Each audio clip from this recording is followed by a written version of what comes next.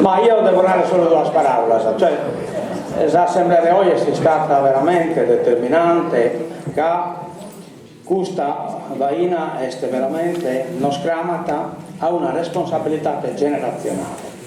Immaginiamo solo che possa succedere se questa cosa, cioè se questo impianto non viene fatto per responsabilità nostra, che non siamo muoviti a sufficienza, che non abbiamo mobilitato tutte le forze che possiamo porre in campo. Noi le schemo che la vostra più potente di un popolo è sul popolo matessi. È vero che i sindaci contano e contano a metà, ma chi è contata è saziente. Questo stimane solo saziente. Sono sindaco lo stimane, ma lo sindaco sono politica.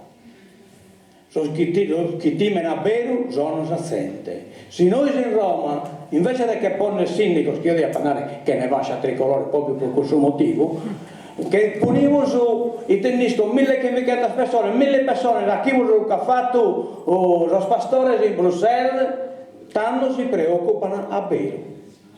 Tanto si preoccupano a vero.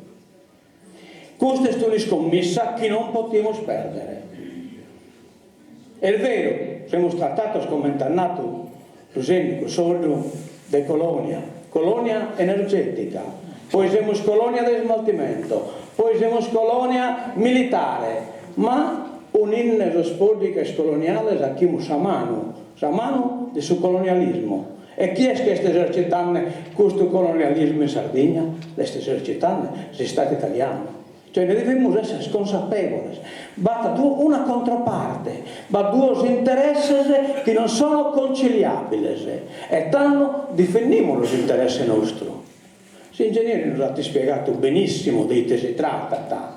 Si tratta di un'occasione unica, non la possiamo assolutamente perdere e tanto tutte le forze devono essere poste in campo.